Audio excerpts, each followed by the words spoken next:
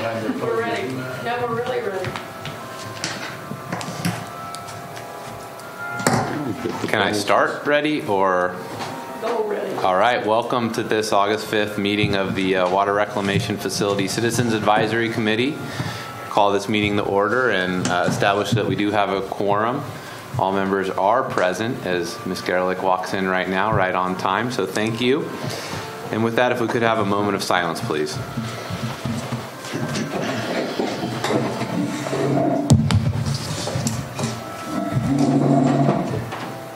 And all rise for the Pledge of Allegiance. I pledge allegiance to the flag of the United States of America and to the republic for which it stands, one nation, under God, indivisible, with liberty and justice for all. Okay, staff or any advisory committee members, any announcements or presentations anyone would like to make at this time? Seeing none, we'll just jump into public comment. Anyone from the public like to make any statements on anything not on today's agenda? Seeing none as well, we're going to fly through the first part of this to the consent calendar. Item A1, approval of the minutes from July 8th, 2015. Any comments, edits, or can we get a motion in a second? I move we approve the minutes as stated. I second. Okay, just a voice vote for this. All in favor, say aye. Aye. Opposed? Seeing none, motion passes unanimously. Item 8.2 is an update on the Water Reclamation Facility project update. Mr. Livick, will you be giving that? Unless there are any questions, this is a receive and file. I want to point out that we did add a column, and it's now as an attachment because it was being a bit unwieldy to put into the body of the document on the consultant fees that were contracted for and the amounts paid. So that's in there as attachment 2. So it goes through basically where the cost status is for all of our consultant contracts. That's the date of publication. I think I did get another invoice in the interim. Okay. Any questions? Yes, sir. On that document, Rob, the notes at the bottom include reimbursables. You might check the spelling, but most importantly, does that 1-2 refer to those two columns, contract amount and amount paid? Yes, it does. Okay, and then if you look down the left side, you see a lot of those contracts include direct costs. So you may consider clarifying what are direct expenses and direct costs. I'm not sure exactly how you came up with those descriptions, but it's unclear to me which contracts have direct costs in the contract amount or the amount paid. So all of our contracts generally have expenses in addition to the contract amount. So if there's copies or travel, that's in addition to the contract amount. If the board desires, we could break that out as a separate column. No, I don't think you need to do that. Just a better explanation. I just think it's unclear of 1, 2 in those two columns. I appreciate that, and thank you for doing that. And then you come down to the statements of what the contracts are, and some have plus direct costs. So if you look at your notes, you say reimbursable costs in copies, travel, and other direct expenses. Those direct expenses are confusing to me against direct costs. Okay.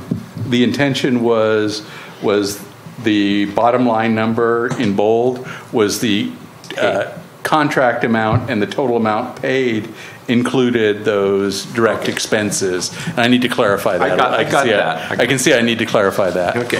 Okay, then the second question is that last month I asked about Morrill Creek percolation study. We have not received that report yet. The field work has been completed, but we have not received the report from Fugro as of yet. We anticipate that coming in the next month. Yeah, okay, next month, I guess, huh? Okay, that's all. That's all. Okay. Jeannie, did you have a question? I actually have a question. I have several questions. I have several questions, but I think it's for the next item. This is just regarding the list of expenses. Correct. Is that correct? Okay. Yeah. I did have one question on it because you did include the MKN Associates as part of this attachment too down at the bottom. I guess my question is, it said estimated amount for 8 years. I didn't know how we got to 8 years, but I thought we were on a 5-year schedule. 2 phases of the project. So we have the kind of the wastewater treatment plant phase that we're talking about, and then the add-on, as Mr. Buckingham calls, the big filter at the end of it. Oh, okay. So you're going through not only the wastewater treatment plant, but the reclamation facility correct. also. Okay, thank you. Doesn't the program schedule, right here, it goes to 2025? In the next item, Oh, is that what that is? that's a part of a different item. We can have some discussion about that at that time. Because, yeah, so this says 8 years, but the program goes for 10 years, right? Yeah, it's a bit unclear at this time because we're so far out there. It could end in 5 years too, if Mike works really hard. Barbara, did you have some questions? Just one question on the remaining contract amount Right. for MKN. I saw that at $902,000, but I also saw that in the original proposal as $892,000, same amount, and then I saw it in the description as $920,000 in item, I think, C1. So I wasn't sure that 920 was a transposition error. Probably a transposition. But that 902. 10% was based on the 920 that carried it over to $1 million. Yeah. So anyways, there's 902 or not 892, correct? It's not 892. Okay. We added scope. Okay, thank you. I guess it's still on. On the very top there, Rob, you talk about the original contract with John Rickenbach, and it appears as though that's completely paid out. So are we completely done with all the phases that John provided for us? Yes. Okay. Yes. But we might be seeing him again as he transitions over to being a part of Mike's team. I just wanted to say thanks for his service. We will definitely. He's just out of the area today. Otherwise, we'd probably see him here today. Okay. Thank you. Okay, any other questions or comments? And this is receive and file. Any members of the public wanting to comment on the consent agenda calendar? Okay, we will move on to Part B of the agenda. Updates from our subcommittees. Do any of the subcommittees, finance, environmental, or engineering, have any updates? Patrons. Higher up.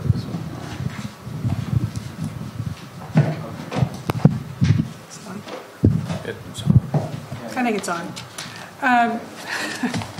I just want to announce that on July 21 that the Environmental Review Selection Committee met, and John and I were part of that committee. And we met to review the 6 statement of qualifications that were submitted, and the committee recommends that the city go forward with 4 teams. That's all. All right, great. And finance or engineering, any updates? Yes, the Finance Subcommittee evaluating the proposals met with Rob Livick initially to go over the proposal and clarify, articulate some questions, and then we had a review of the MKN proposal, and we will be making our recommendation to this committee that you approve and accept the contract, the proposal as written. Ginny, want to elaborate? I just wanted to mention that at that meeting, I was very impressed by the camaraderie with the different consulting firms, and it's obvious that they've got a strong working relationship. So I think we met with there were at least 4 subs. So I'm very optimistic as we go forward. Exactly. It's a consensus of the entire review team. Great. Any other comments? On the engineering side, we haven't met yet. All quiet over there. Great. Okay, this is receive and file as well. Any members of the public like to make a comment? No, then we will move on to our new business. C1 is consideration of program management services proposal and the selection committee's recommendation for contract award. Rob, I'll turn it over to you. Thank you, Mr. Chair. We're here to review this, the proposal, the scope that was presented, and make a recommendation to the City Council. And just before we move on, I do want to clarify in the item A2, the amount in that table should have been 920,808. That's where the typo was. So for clarity, that's where that was. So, of course, we're going to receive the report presentation wherever we're presenting it. I guess we can do this. I didn't plan ahead, not thinking that we'd be in a different room and not good presentation abilities in here. Look at the recommendation from the committee and staff to award the contract. Recommendation to MK and Associates for program management. Review the proposed scope, budget, schedule, provide any recommendations, and then recommend to City Council that they select MK and Associates, authorize the Public Works Director to execute an agreement for a fee not to exceed $920,808 plus a 10% contingency, $92,080.80 for a total of $1,012,888.80.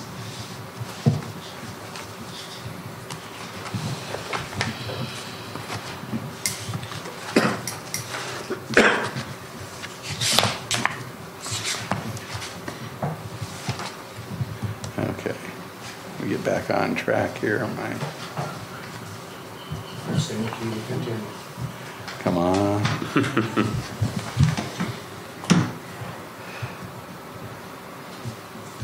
Or crash.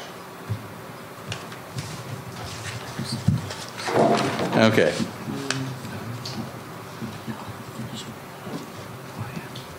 Or crash, exactly.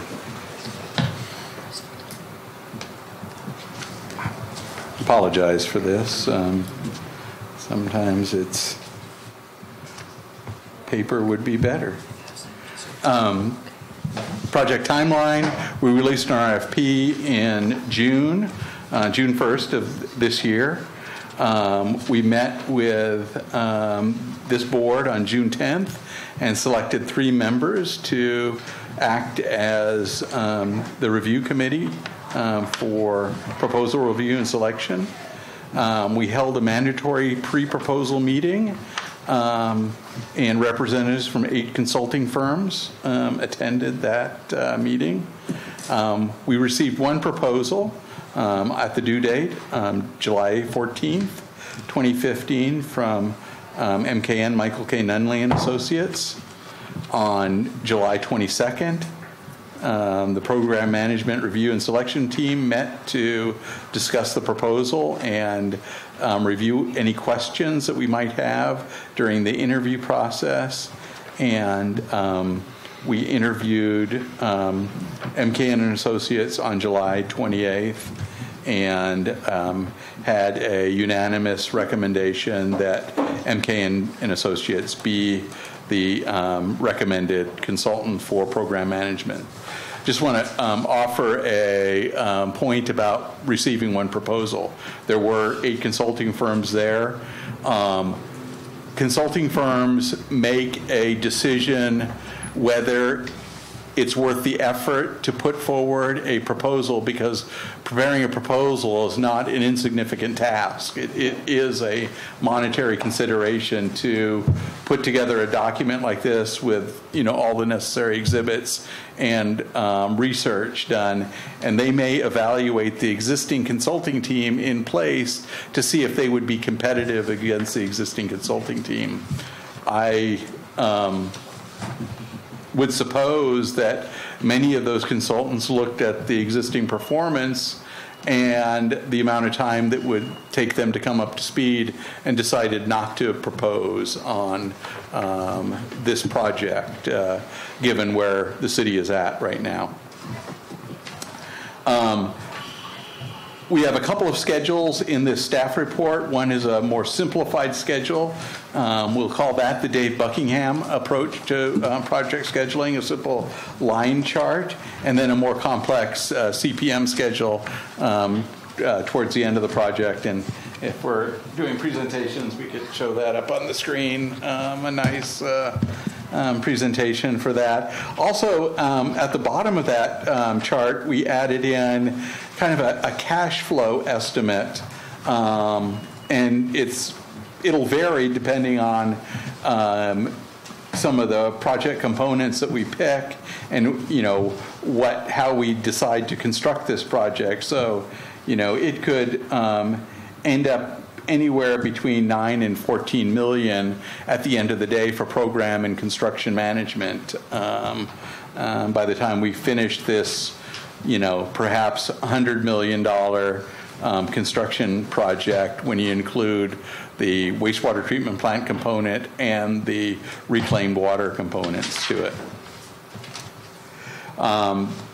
The program management criteria that was evaluated was their team's understanding of the scope of work, their past performance, the technical and professional expertise of the team members, their proposed project approach, their experience in successfully completing similar projects, and their demonstrated ability to conform to city requirements. The team felt that MK and Associates met all those requirements. In the evaluation of the project, some statements that were in the evaluation forms included the diversity and depth of their staff is impressive. The team to date has demonstrated good communication skills. The subconsultant MNS, or the construction management subconsultant, brings value by bringing them on board early. An excellent team with relevant experience and a proven ability to manage large projects and deliver those projects on time within budget. Even knowing that they were the only firm being interviewed, MKN put forth a complete effort in their presentation and interview. They were thoughtfully engaged throughout the process.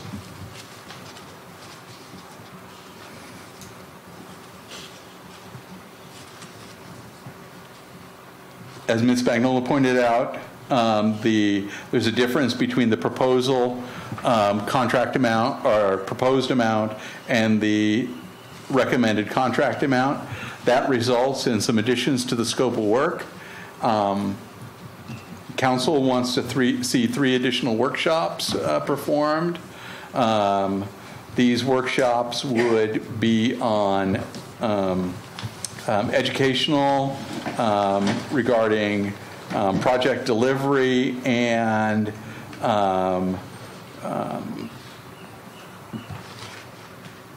where the decision points will take place in the process.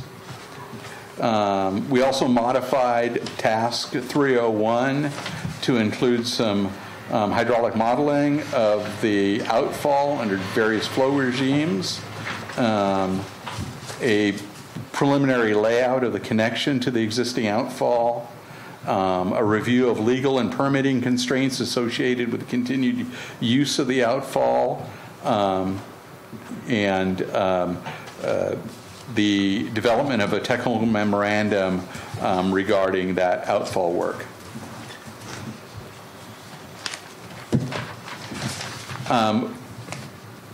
Since we're seeing this as a long-term relationship with this consultant team, there has to be some way to evaluate their performance on an ongoing basis and recommend their work for future work. So there'll be informal review every month when we review their invoices and look at their project status and how they're remaining on task. There will be a formal review, the first one we're recommending in 6 to 8 months. And this would allow us to align ourselves with the city's budgeting process, and so the next year's scope and fee could be included in the budget, and the council could approve it that way, as to not add an additional step to the process. Conclusions. The selection committee and staff recommends award program management to MKN and Associates based on the solicitation and review process. And we are asking this committee to provide any comments that they may have so that we can forward those on for council consideration of award on August 11th, actually next Tuesday.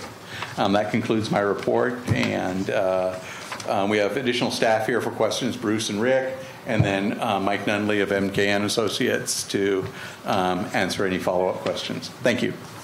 All right, thanks, Rob. Why don't I start with the committee that reviewed the interview with MKN, and yeah, you can start, Jeannie, if you'd like.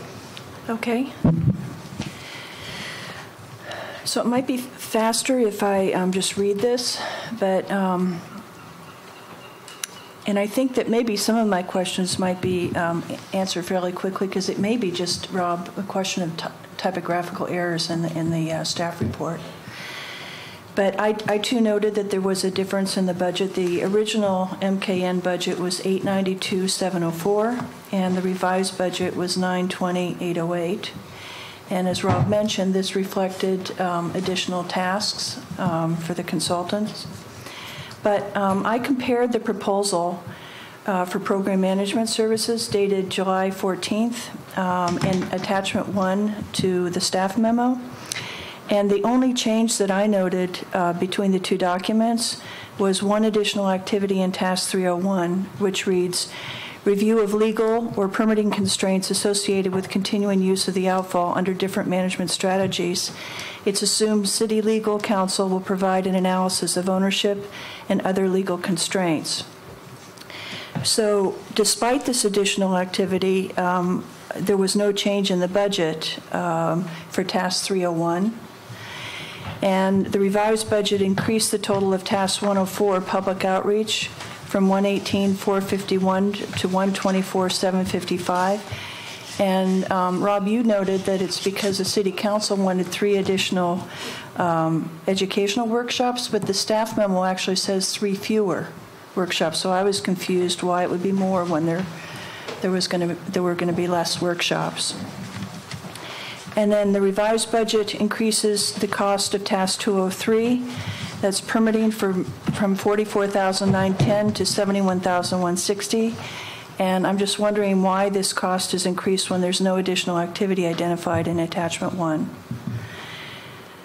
The budget for task 301 that you talked about, outfall evaluation and management strategy, actually decreased from $21,136 to $16,686. And I was surprised to see this decrease, since the staff memo indicated that several activities have been added under this particular task. And then lastly, I just had a few remaining questions. These were questions that I brought up at the last WRF-CAC meeting, but they weren't addressed in the revised proposal. And the first one is under task 104, public outreach, task 104L. And I'm just curious how many newsletters or surveys are going to be produced. And then finally, task 108, we talked about developing and maintaining a project management system. And I think Mike adequately addressed this, but I think it would be worthwhile if some additional language could be included either in the staff memo or in the revised proposal to clarify the system that MKN has in mind. And so that'll do it for my comments.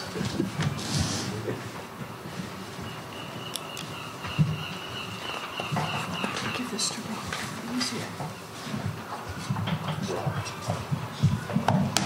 Sure, maybe while Rob's formulating some answers, does anyone else have any general comments regarding the proposal? This contract, you said, is not to exceed the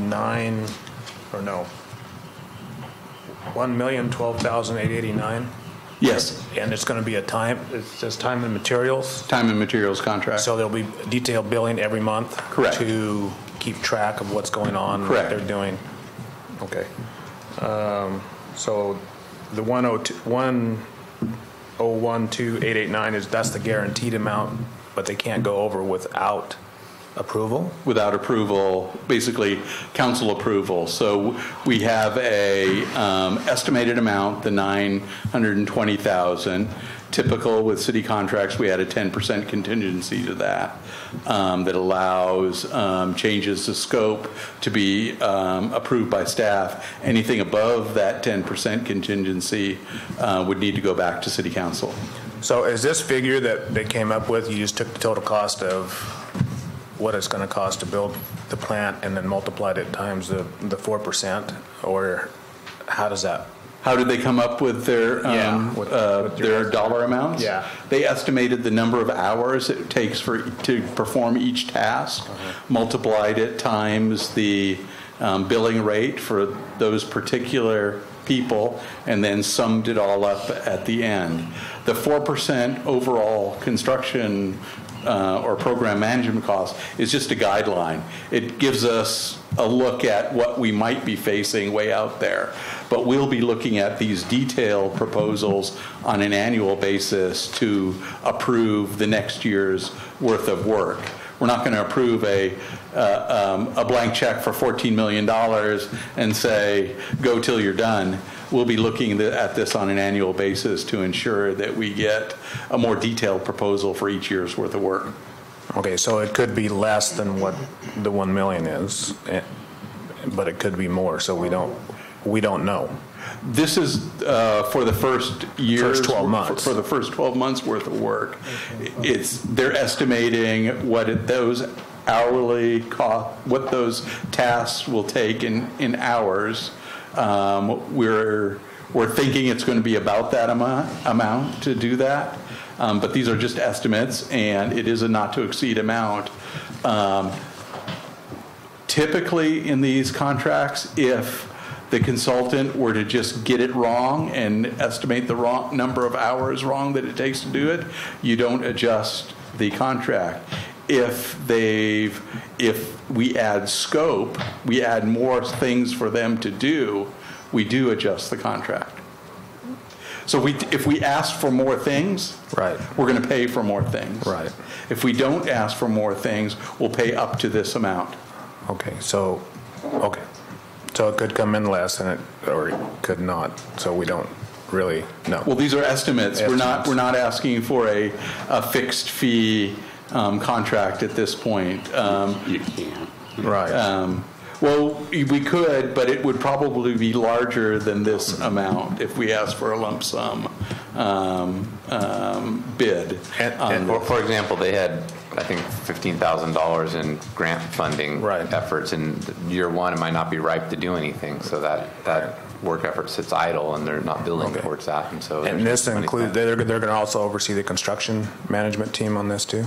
They have members of their team that will do that, but that's not in the first year's worth of budget. So we don't anticipate that we'll be building anything this first year, but they will add that personnel on and give us costs for that detail as we move forward. Yes. Okay. Okay.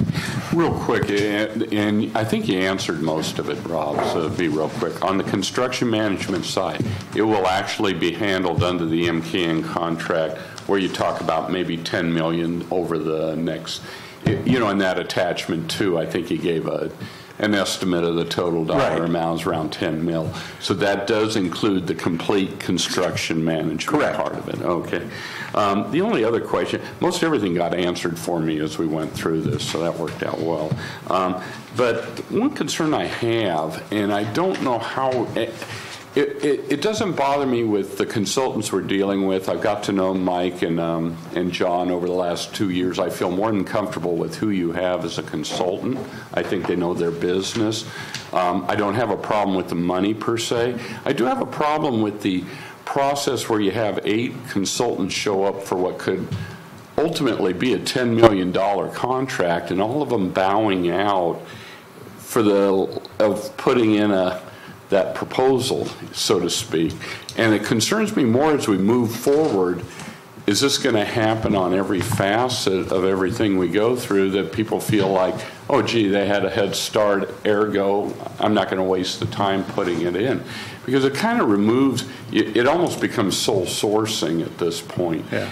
And I'm wondering if this is more of a statement than asking, to answer a question, but I think going forward, you guys have to somehow make these other firms feel like, I do have a question, were any of the firms local, or were they out of area firms, or a mix of both? A mix of both. One was a local San Luis Obispo firm, and I believe they chose to work for another do project management for another local agency, maybe a 5 or so miles because north, a $10 million here. Project's a huge project for an engineering firm. Right. I mean, it really is. And I was just surprised when you had 8 show up and they all bugged out, so to speak, unless they really felt like they had no opportunity to actually nail this thing. And especially when you get into design build, because it kind of plays the same way a little bit, depending on,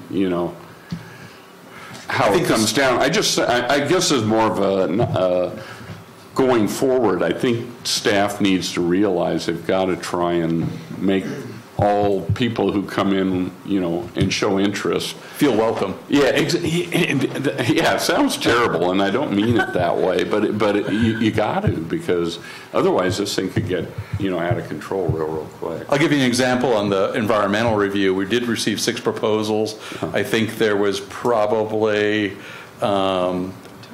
at least 3 or 4 more firms that were at the pre-proposal meeting that decided not to propose. Right.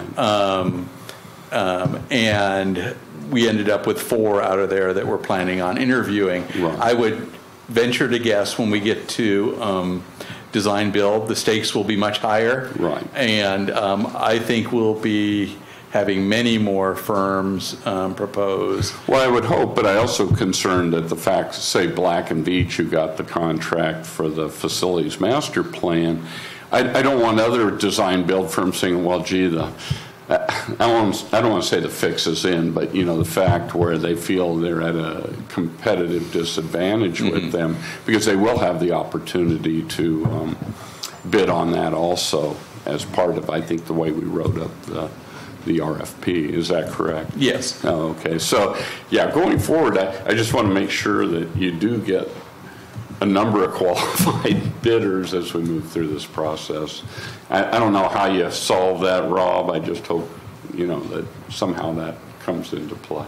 Thank you. Yes, and we're not ignoring the answers to Ginny's questions. I'm going to bring Mike up after we get around so that... I figured. Yeah, thanks. That's fine. I guess we're going around. I'm going to do the easy ones. And I would just point out that I think that it's also relevant to note that some of those 8 firms, we're using that pre-proposal meeting as an opportunity to get a sense of what's been going on, because they haven't been in the process. And they also were evaluating whether they wanted to go after program management as opposed to wait until later for the design build. So it wasn't just a matter of chasing everybody off because we've got such a great consultant on board already. Well, I didn't feel it was overt or, and that's not what I was implying or anything else, but I think we have to be careful in trying to make everybody feel like they do have something of an equal chance to it, Rick. I appreciate that answer there. Steve, I just want to add to your comment that, in the last project we had, when we did facilities master plan and design, Corolla was already sort of in-house, and I bent over backwards to try and get people to propose, and we did get a number of firms that did that, but I had that comment. The blunt question was, are they the lead horse? Do we have a chance? And the answer was always yes, you have a chance. We really want a lot of people to propose on these things, so I definitely can see where your concern is. Thank you. Paul. As you've already mentioned, that this $920,000, $808 was supposed to be for the first year provided under this contract, but they do have tasks showing taking them out clear out to 2018. Do you anticipate that contingency to last that long, or are we going to not complete tasks? No. We will be doing a contract review in 6 to 8 months, so to see where we're at. And then they will submit supplemental proposals to bring us out for the next 12 months, okay, so that we have detailed dollar amounts that will continue to move us out as we move forward. Because some of the outlying years, we're not sure, what those costs will actually be at this point in time, because we don't have detailed cost proposals yet. Well, I can tell that in those later years, the tasks are kind of light.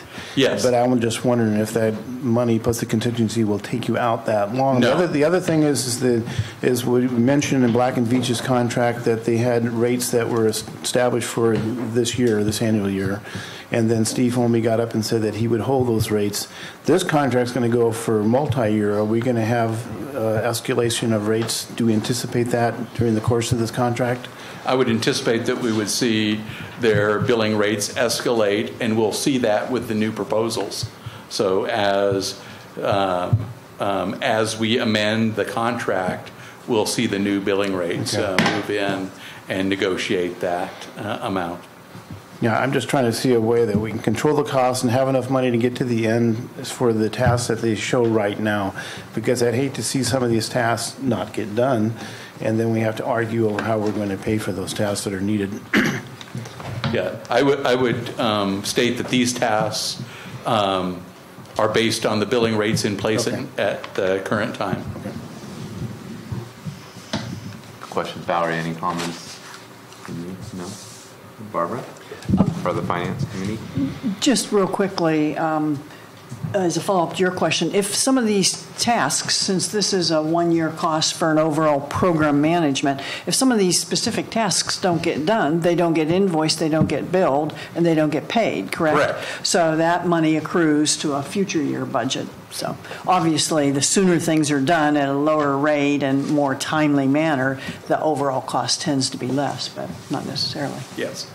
Okay, thank you for that. That's all I have. Okay, great. Yeah, I have. Your turn, sir. Okay. Just to echo Steve, I think more bidders are better, and Paul's comments are very germane, I think, about the requirements for getting the work that is committed in that first year done under the budget. And if you look at the schedule that was MKN submitted, a lot of those activities that they are committed to perform in this year show extended into 2017. Now, I think that they're just maintenance of schedules or maintenance of programs, but the schedule shows a lot of the activities up through 304 to be extended way beyond a year into 2017. And I think that needs to be somehow correlated so that they know that our expectations are to get those activities as described to 304. Does that include 304? It says 2. the staff report says 2304, and 304 is the last of the 300 series. I'm pretty sure it does include 304, does it not? Yes, it does. Task 304 is really a placeholder task. So you might, on page 2, you say 2. You might say include. Through. Yeah. And then the other thing that kind of bothers me is that you are hiring this company to not only be program manager, but it was mentioned, Steve mentioned it, and others, construction manager as well. And I realize this is a future activity, and it's going to be incorporated as you integrate towards construction. But your document here only includes program management and does not include construction. And I think that you should warn those that have to read this that the intention here is to go 8 years with these folks, at least, and it does include, as an integral part of this contract, construction management, even though it is a future activity. And it's a major part. It's about double of the program management, so it's a big deal. And the last thing that I think that would be helpful is that we're going to look at this thing annually in some manner, objectively, and they're going to make a proposal with new rates inflated and new programs that go beyond 300 into 4, 5, 6, 7. And I think you need a more concrete method of setting this up so that you can, both parties can feel confident that they know in 8 months there's going to be a formal review, not 6 to 8 months. In 8 months there's going to be a formal review with a proposal to City Council in 10 months for the next year's program. I think you need something concrete so everyone knows, and this will be done annually. And I think that would be very helpful for all of us. And the last thing that I'm kind of curious about is that you want to sync this with the city budgeting process. The city budgeting process is a very complex issue, including from streets to staff to police to fire and everything. And you're throwing this in and synchronizing it with the city budget process. And that in itself is a time-consuming, horrible, a lot of public input, a lot of very complex. And it seems to me, rather than synchronizing it with, I would consider synchronizing it independently and putting this, in its own little cubbyhole so that the city council could concentrate on the myriad of issues that we have here and not be worried about the whole spectrum of everything else in the budget when you're trying to slip this in there, because this is a big deal as far as I'm concerned. So I don't know whether you wanted to do it in sync or not. I'm not in party, your party, but it just seems to me from my perspective that you would want to consider it as an entity rather than as a part of a piece of pie. Yeah, I wasn't considering it to be included in the city budget discussions, but to sync the timing with the city budget so it could be approved as a budgeted item. So we would work on it independently, bring that forward, get it all approved, and it would feed into the city's budget process. So it would be approved as part of the city's budget document. And that would be the authorization to commit to the next year's worth of work.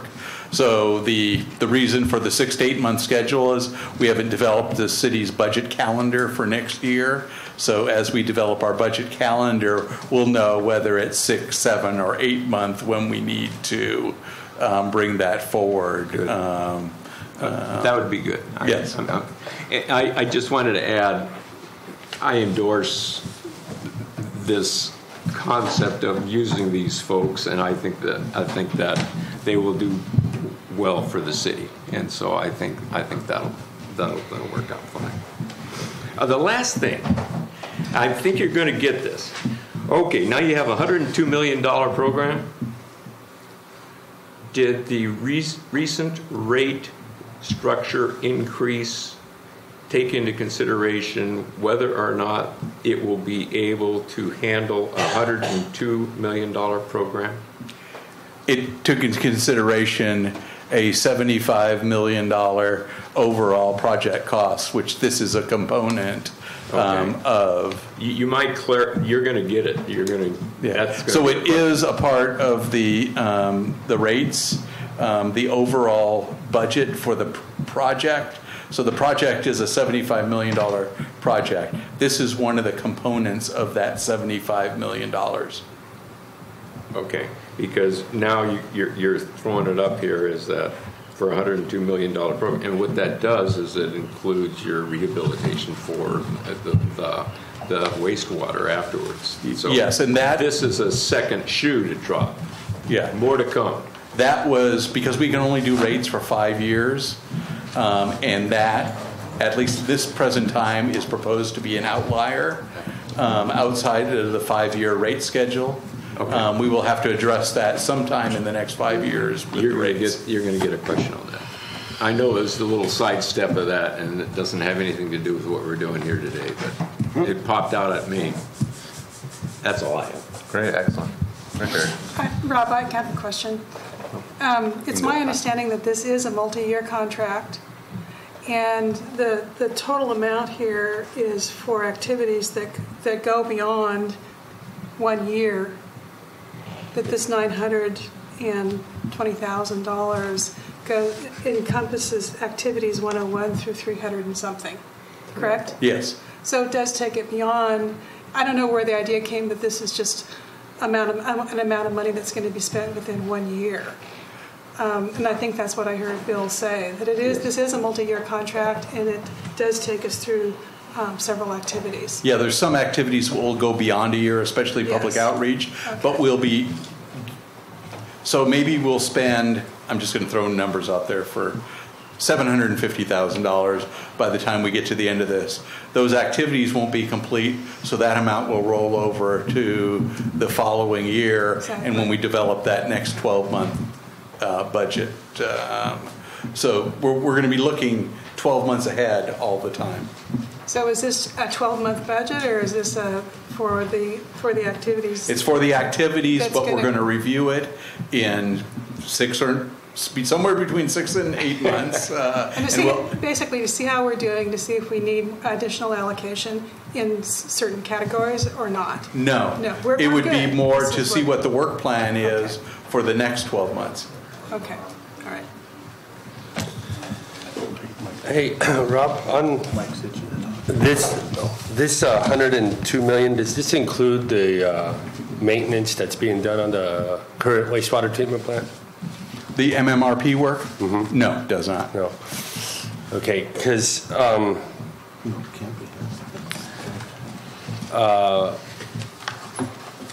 one of the things that from my experience, kind of some of Stephen's concerns. Years ago when I worked there in Cayucas, I worked with another company, and I didn't work for them. I worked with them, and I questioned why they don't bid for like wastewater treatment plant. The Pismo plant was being upgraded, and they basically said that the Corolla had a shoe-in, and it was kind of like useless, and it cost a lot of money to do the bids. And so that is this gentleman was a vice president of the company. So this is the way that RFPs are drafted and presented. It does pose a problem, and it is disheartening that so many people did drop out of that. You also mentioned that there was some hydrology issues, components that being added to this project on the outfall. Yes, we're going to look at the outfall capacity and evaluate it for the use of the future facility, because we'll need to continue to maintain that outfall, at least in the short term for disposal purposes, and in the long term for perhaps brine disposal. Yeah, for desal, right? For desal. And then we're going to get the opportunity to talk to Mike. Yes, we're going to bring him up here in just a minute. Okay. Let's see. Yeah, because a lot of the issues that I'm hearing from the public is that this philosophy of passing everything down to the ratepayers is, and having like special interests being protected, like certain developments and vacation rentals and all that stuff. So we kind of have to have a balance there.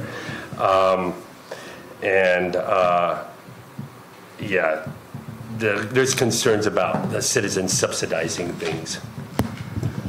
So just a little bit about it was part of a staff report in our master fee schedule. We adjusted our impact fees for new development for both water and wastewater, and brought that forward to council. It was approved. We almost tripled our impact fee increase for both water and wastewater to make sure that new development pays their fair share for impact fees. So either we did a great job of public education or did a really horrible job, but we didn't get any questions from council or the public on increases to impact fees.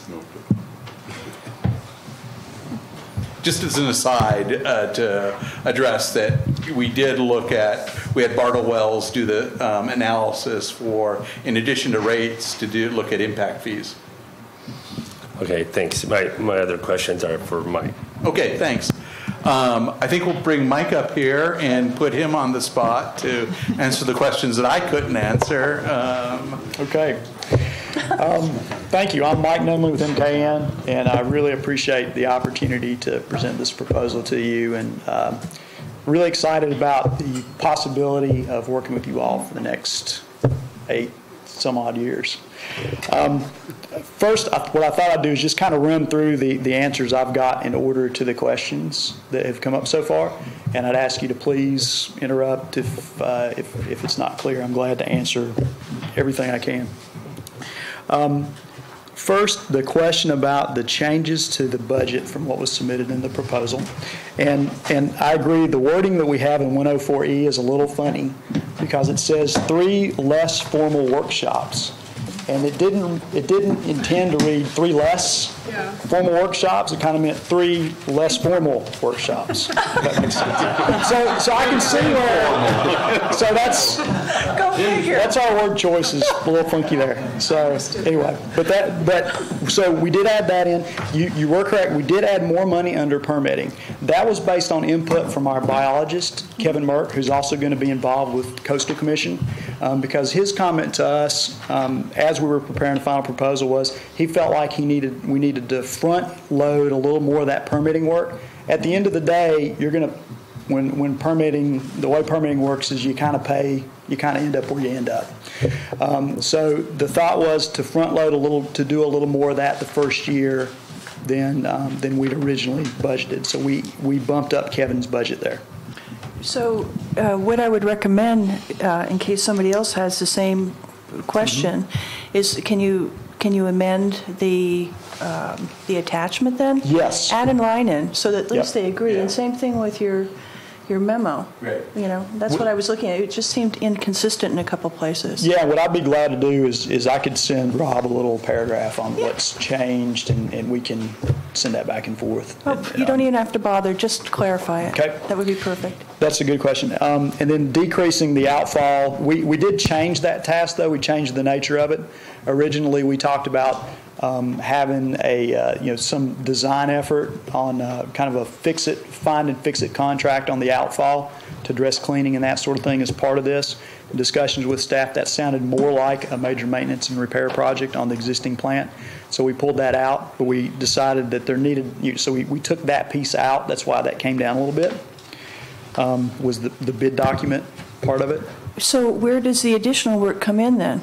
Well, it's not additional, it just changed, so it's less work. It's less work. We had changes to the contract rather than, I could have been clearer on stating which items added scope and which items deleted. Some went up a little, some went down a little. Yep. And then regarding the task 104L and outreach.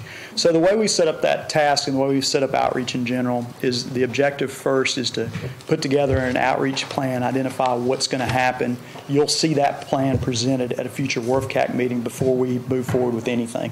And part of what we'll do there is discuss how many newsletters and what frequency, whether the e-blasts would work and that sort of thing. So at this point, that is an allowance, kind of an allowance for a number of hours there to involve graphic artists and folks largely from RRM, from their team, to help with that public outreach.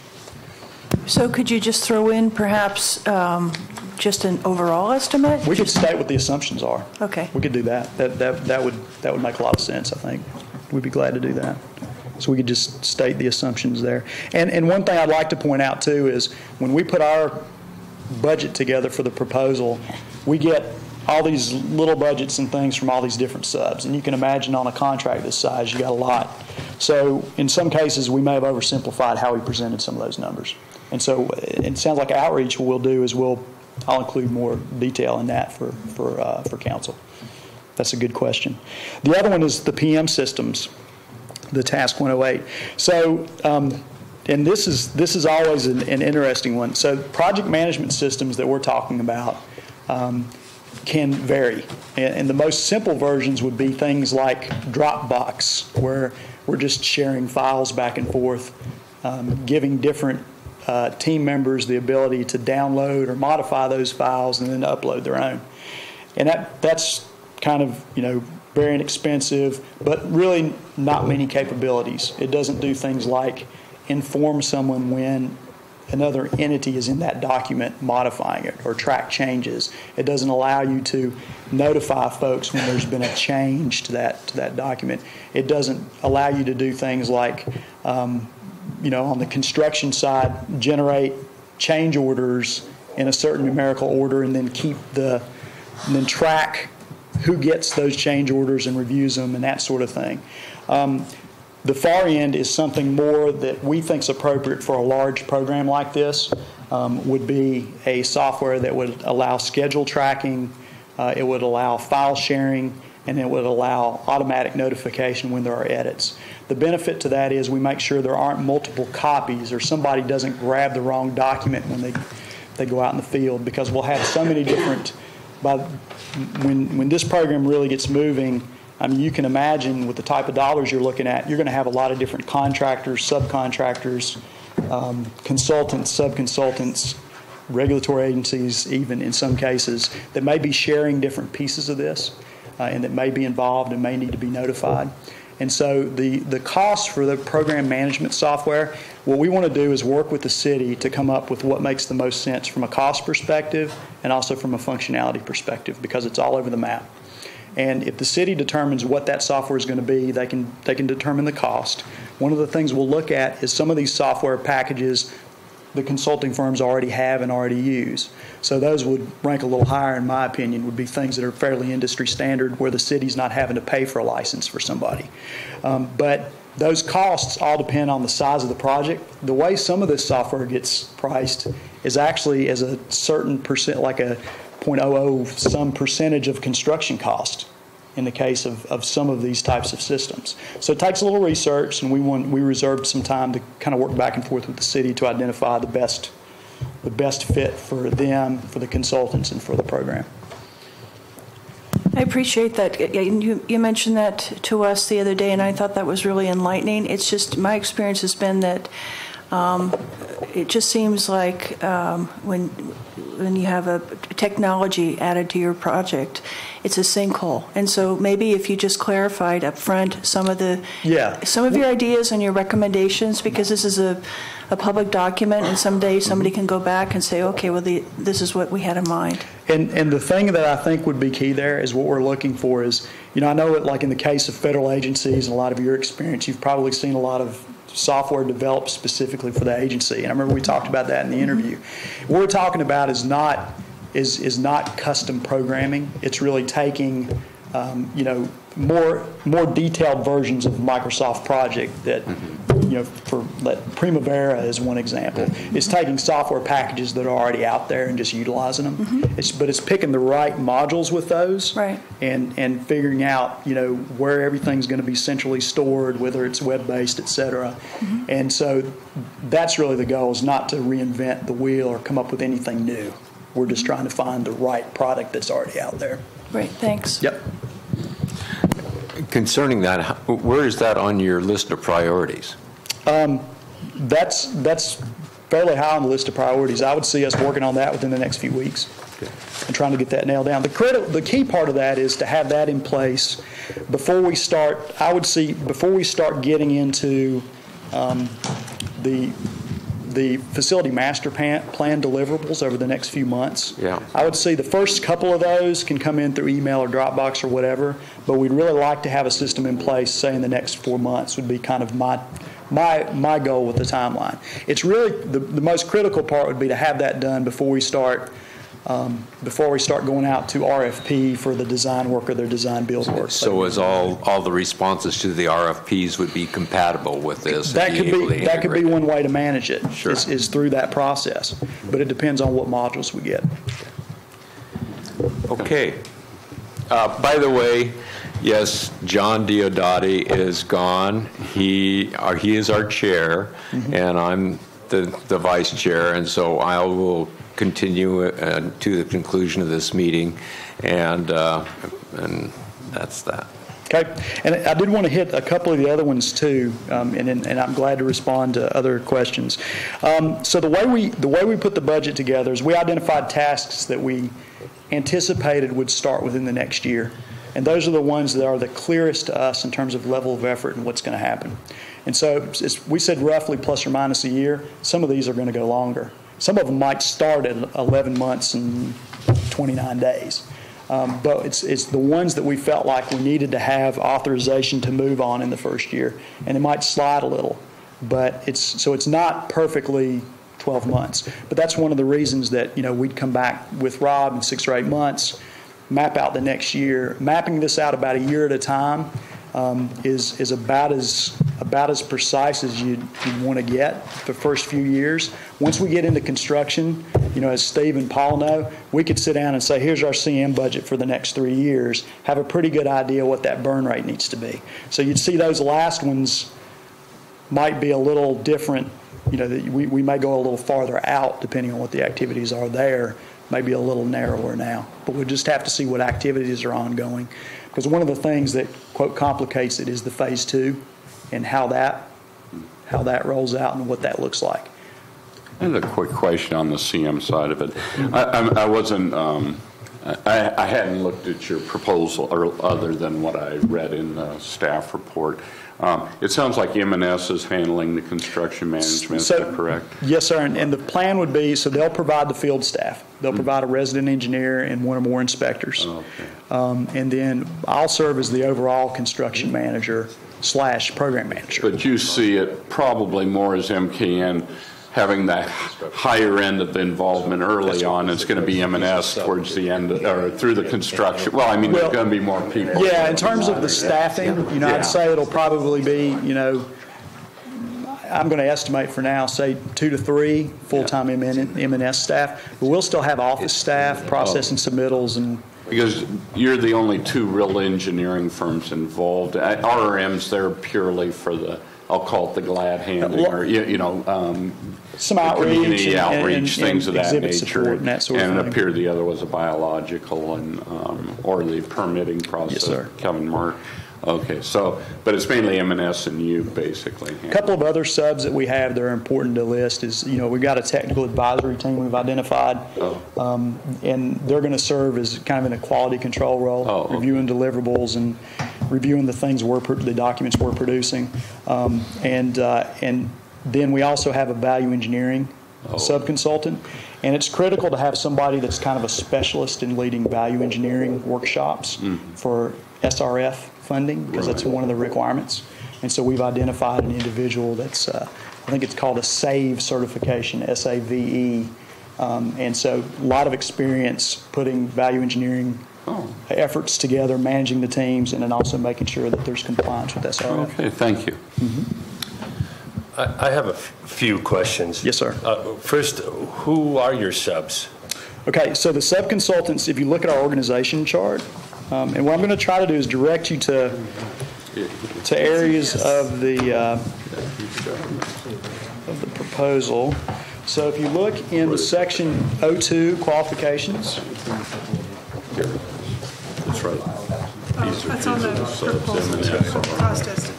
Yeah, if you look into our proposal, Yeah. you'll see it. We got it. It's right after page 19. Let's see. Wait a minute.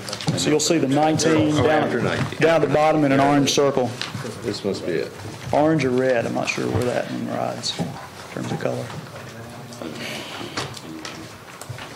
And so these are the different team members. And then if you follow it to the next page, you'll see a listing of the sub-consultant firms. Yeah. Oh, okay, thank you. Keep going. So you'll see sub-consultants identified on the very next page, and you'll see the list of the sub-consultant firms, and then the contact names, who those individuals are. Page 23. And supporting role. Yeah, that's correct. So this document is available on the online copy. We just didn't print out copies of it. So. Okay, and I looked on your website. And Okay. I noticed that you have, not as a corporation, but as a person, you have a history of relationships with, with Morro Bay, Right. even with previous staff, okay, Cayucas, and then I noticed, San Luis and I've worked for a lot of agencies around here. But That's correct. yeah, one of the major concerns here is, or for me anyway, is going back. How far, going back to, let's say, 2004, were you involved at all in, or 2005-6, involved with Wallace Engineering? The reason, what I'm getting at is infrastructure, okay? The concern that I've basically been talking about for the last 10 years is the surcharging of our infrastructure, okay? Were you involved at all with, let's say, Wallace and their flow study? No, the sewer system master plan, no, I had no involvement with that as a sub or any role. How about the FMPs with the wastewater treatment plant? There was 2 or 3 of them, right? With Carollo, were you involved personally involved in that at all? Yes, at the time I worked for Boyle Engineering. And Boyle Engineering had a contract as the district engineer for Cayucas. Right. And I remember that. I can't remember what exact years that ran, but I can tell you one of the assignments we had was to review the facility master plan and provide comments from the district's perspective. Okay. And we were the district engineers. It was a contract where we had a general services agreement, and then they'd assign us task orders to do specific things. Right. So it wasn't a staff position as much as it was, if they needed us to design improvements to lift station, task order 00115 would do that. Yeah, I remember when Boyle got hired on over there. The other thing is I noticed is that you were involved with, when Dylan Wade was here, involved in the upgrading of the desal plant of Morro Bay. Now, one of the things that a lot of times at that time during those times, there was staff members that were influencing contractors to get certain results. Okay, there was certain staff members that wanted a certain result, so they were trying to they actually did influence certain results. One of the things was on the desal plant, when they upgraded it, there was high-level Morro Bay staff members that had actually ruled out sewage. That was proved false. So all that work that was done when you like worked on the desal plant, you didn't really design it for any kind of fecal treatment, right? Yeah, well, no, I can tell you where I was involved, because Okay. I don't think there's. I just read think it's different. I'm coming off your website, so I'm trying to get where you're from, right? So in 2002, I was involved. I came on with Boyle Engineering in 2002. There are two projects I've been involved with at the desal plant. 2002, we were the design engineers, and I came on board during construction phase for the construction management of the iron filter at the desal plant. And so I was construction manager on that. And then the only other project I had at the desal plant was in 2012. We were hired. There was an RFP for an upgrade of the electrical system at the desal plant, and also installation of 2 new product water pumps, and then some piping improvements. And that was under a Prop 84 grant for energy efficiency, and I did that design work, and then also provided construction support on that one. Okay. So I did those 2 projects at the desal plant. So you weren't involved in the treatment process per se. Not really. I mean, the only thing we did with the treatment process is we did a preliminary layout for some additional, like calcium carbonate tanks, like they use for buffering the water at the end. We did some preliminary alignments for that. But I wasn't involved with, additional RO units or anything like that. Okay. Mine was pretty specific. Okay, and then on the RFP, on the FMPs that we had for the wastewater treatment plant, were you representing Cayucas or were you representing Morro Bay at that time? Cayucas at the time. You were representing Cayucas. Yes, sir. Here's one of my concerns, and then this is what I hear in the thing. Sure. There's a lot of citizens that are very concerned with our rates going up, and the subsidies that we're subsidizing development, we're subsidizing harbor, we're subsidizing subsidizing Cayucas. Okay, with regards to like, here's a scenario that I hear. We put in all this money in the wastewater treatment plant for the maintenance, right? Cayucas is going their own way, right? We're now looking at it over here. Cayucas, let's say they drop the ball with their wastewater treatment. Well, they're going to have to go someplace. So now we've, as citizens, put in all this money on the wastewater treatment plant, and then this gets delayed. See, one of the major problems I have with this whole project is the time. Okay, this has been going on for Richard. Stay on the subject. Okay, this has been going on for like 10 years, 12 years already. Okay. Yeah. So what I see is we got to get a move on it here, and I'm just concerned that there isn't going to be any conflict of interest between, what you're focused on Morro Bay, doing what's best for Morro Bay citizens, and then everybody else. Okay. Yeah, and I can tell you, me personally and my firm, we've got no contracts with Cayucas Sanitary District. We work with Morro Bay. Other than we have been involved with the MMRP work, but that's managed by Morro Bay, and that's really as close as we've gotten. Okay. And that's not a slam or either way. It's just I've got no relationship with Okay. with them All right. at this time. Okay, that does that. Did you have more, Mike? I don't think so. I think that covered most of them, but I'm glad to respond. Okay. Is there any other questions for Mike while we've got him at the podium? Anybody else want to get him while the getting's good? You'll have plenty of opportunities to get me over the next 8 years. That's 96 WRFCAC meetings. Okay, good. Staff, do you have any comments where we are?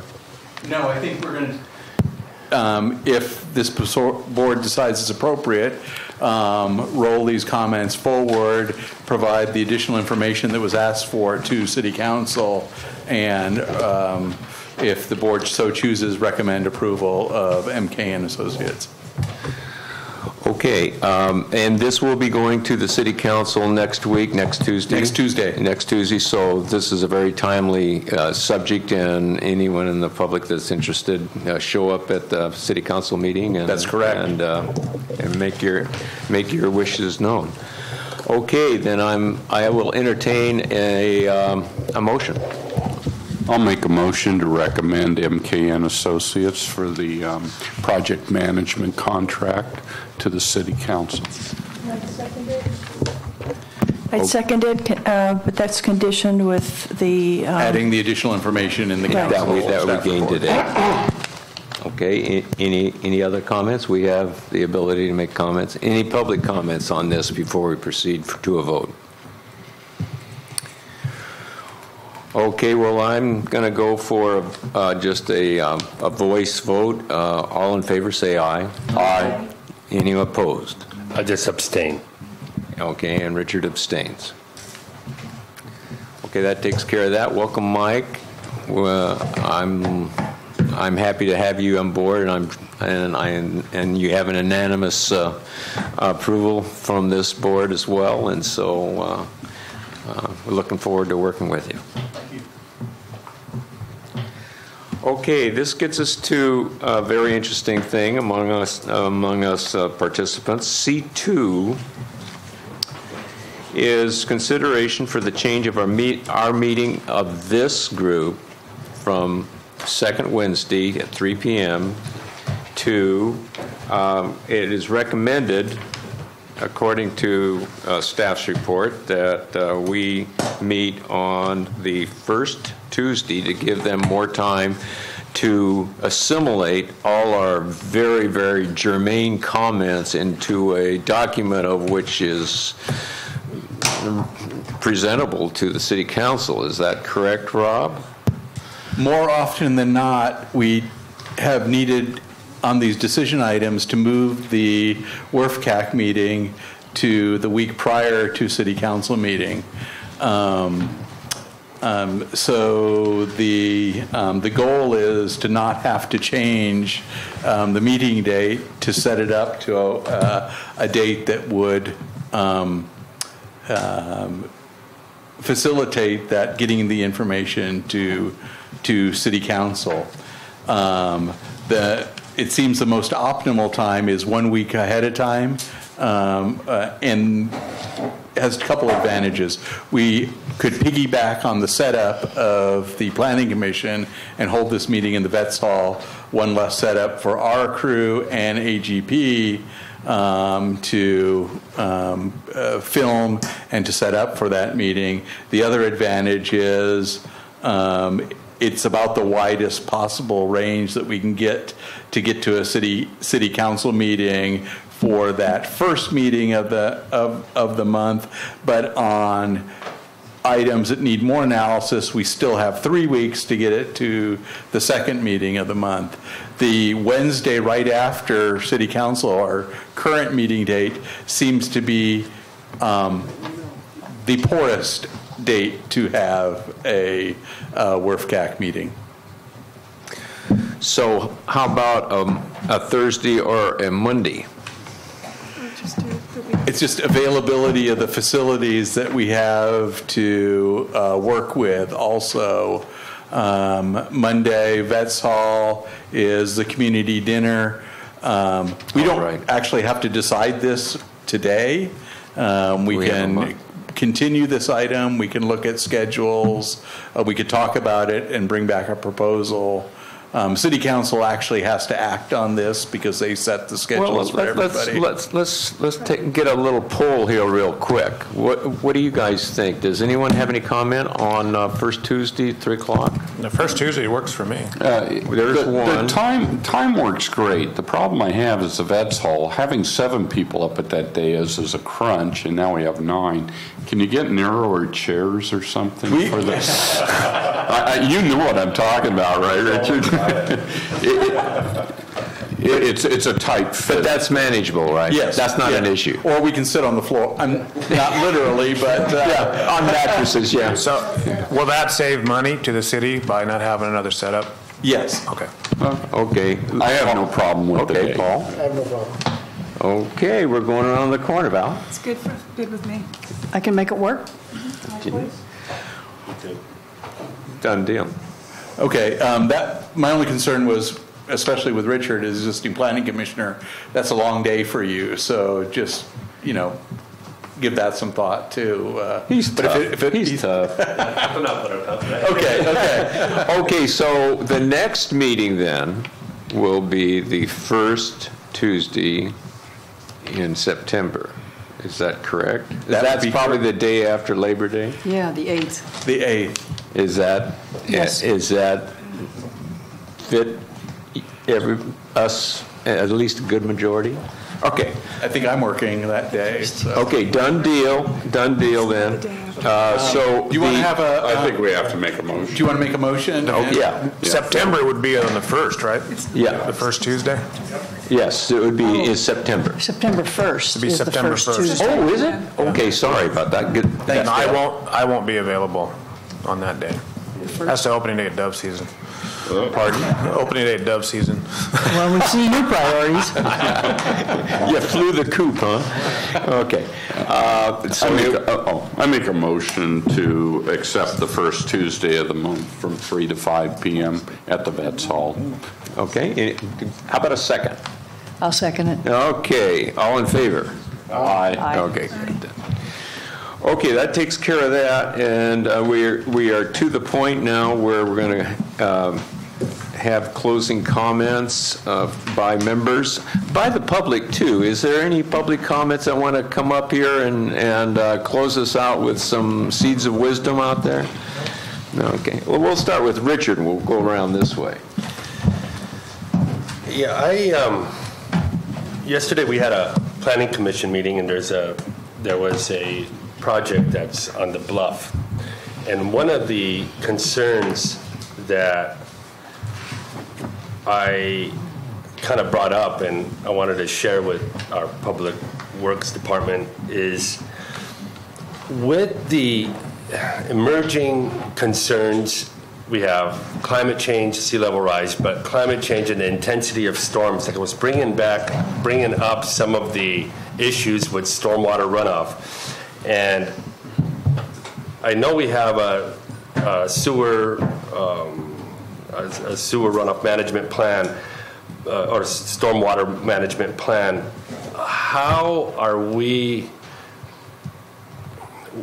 Here's the concerns. One of the concerns is the intensity of storms that is coming. How are we going to address that for floods? And surcharging of our infrastructure from those intensity of the storms, as it relates to this project, okay? These are. I feel that we need to we've been kind of behind the wave for a long time now. We need to get ahead of it to address these concerns, especially with these kind of projects that we're doing now, getting in front of this issue. Because right now, one of the good references that as far as getting the kind of latest data would be the Ocean Protection Council Scientific Advisory Team. They we've gotten grant funding from them as well to address the sea level rise. But I think that as a public works department, even though there's, I know we can follow the mandates, but the emerging concerns are coming up quick.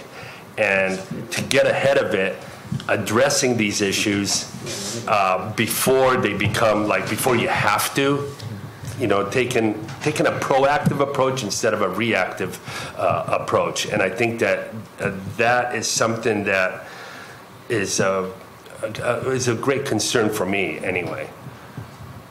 Maybe just briefly I can address that. Our OPC grant, part of that grant is to assess land use and construction due to sea level rise, storm surge, and address that. In addition to that, we will be, with the general plan update, looking at the safety element, updating that. I mean, it's over the next couple of years that we'll be addressing it. It's nothing that we're doing, today to have an answer today. But it are a couple of things that we will be working on to update the city's document to plan for develop in the new future of sea level rise and increased storm surges. I don't know, maybe you could reiterate this to council, but I feel that the priorities that we need to have, these are issues of emerging concerns, and they need to rise to a higher level of priority. I just feel that this project and these kind of issues need to be. We're a coastal community, and we're like, people that were around here during the last little rainfall. I mean, fortunately, I have a truck, but I mean, this place floods out, and Cayucas is the same way, so we need to, just start thinking ahead that way. Thanks. Yeah. Jenny? The only comment is welcome aboard, and I think you're going to do a great job. Thank you. Barbara? Same, thank you. Val? Thank you. And just as a reminder, there's a city council workshop from 3:30 to 5 on August 17th, the Water Reclamation Facility Construction 101, and how to build a water reclamation facility in less than 5 years. So I think, is that that's a proposed meeting? Proposed meeting at the Vets Hall. Thank you for Thanks. mentioning that. I was supposed to do that. And I bet our new contractor will be today, there. and that will be Mike's first task, is to put that workshop together in like 4 days. There'll be an email about, and it'll be agendized and put on the website, and probably a few Facebook posts for it in addition to that. And that's first in the series of, the 3 less technical workshops. We need to work on that wording. Good comment, Val. Very, very good. Paul? I had nothing. Steve? Congrats, Mike. And Dale? Yeah, I want to thank you for putting in your time and your effort to get all this together, and welcome aboard, and you'll do a good job. And I will echo Richard's comment. I think the discharge plan for storm drains is an issue, especially participation in the sewers, and so that's a deal. I have one question, and we haven't touched on it at all, and I think a lot of people out there would be curious. Have you heard in any way, shape, or form from Cayucas on this project? On this project? Yes. No. And we're still up in the air whether we're going to have a JPA meeting next week. I believe they've requested that we cancel the meeting, and legal counsel is looking at that right now. So stay tuned to the city's website on announcement on whether we're actually going to have a JPA meeting next week. You should have one, because you have a continuing sewer for the next 4 or 5 years, so you have common interests here and common concerns. So I know that they've hired a couple of consulting firms to work for them, WSC Consulting out of San Luis Obispo, and a environmental firm, Firma, is working for them, and from what I understand, they're going to be looking at 3 sites. One of them is right at the top of my head, the Choro, or the Chevron, sorry, not Choro, Toro Creek site, and then the other 2 are further to north. I think Cayucas Creek and then Willow Creek are the other. And they're looking at water reclamation, correct? And they're looking at water reclamation of some form, yeah. And they want to beat us to the finish line. Okay, all right. Okay, well, that about does it. I call for adjournment to the first Tuesday in September at 3 p.m. That is September 1st, and it will be at the Vets Hall. Yes. And I state that this meeting is adjourned. Thank you. Thank you.